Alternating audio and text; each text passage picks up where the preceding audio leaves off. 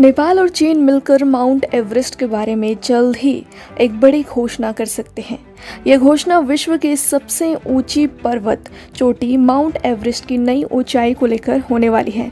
लेकिन कुछ महीने पहले ही चीन ने जिस तरह से हिमालय स्थित धरती की सबसे ऊंची चोटी माउंट एवरेस्ट पर दावा ठोक दिया था, उससे उसकी और नेपाल की मौजूदा सरकार के इरादों को लेकर आशंका पैदा हो रही है। गौरतलब है कि मई में जब चीनी मीडिया ने एवरेस्ट को चीन का हिस्सा बताया था, तो नेपाल उसका जमकर विरोध हुआ था। सूत्रों से मिले जानकारी के मुताबिक नेपाल और चीन मिलकर माउंट एवरेस्ट की ऊंचाई को लेकर एक साझा घोषणा करने वाले हैं। उस ऐलान में विश्व की सबसे ऊंची पर्वत शिखर की नई ऊंचाई बताई जा सकती है।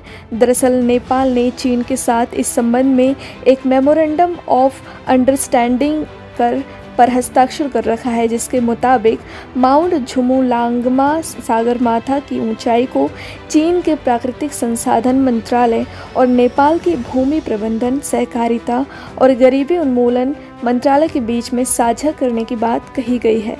13 अक्टूबर 2019 को नेपाल और पीपुल्स रिपब्लिक ऑफ चाइना की ओर से जारी साझा बयान के तहत इस MOU के ड्राफ्ट का आर्टिकल 1 ये कहता है कि इस संबंध में तारीखों और ब्यौरे के बारे में घोषणा दोनों देशों के राजनीतिक दलों से चर्चा के बाद की जाएगी।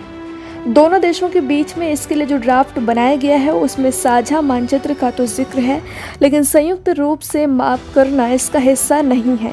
जबकि ड्राफ्ट का आर्टिकल 5 कहता है कि बीजिंग और काठमांडू के बीच इसके सर्वेक्षण, मानचित्रण और भू सूचना प्रबंधन पर विभिन्न गतिविधियों को लेकर संयुक्त सहयोग को बढ़ावा देने के लिए एक संचार तंत्र स्थापित किया जाना चाहिए। पिछले साल नेपाल की ओर से हिमालय पहाड़ की ऊंचाई नापने का एक अभियान चलाया गया था। इस साल चीन ने इसे इरादे के साथ एक अभियान भेजा है। माना यह जा रहा है कि मौजूदा वैश्विक माहौल में चीन खुद इसकी नई ऊंचाई की घोषणा करने को आतुर है।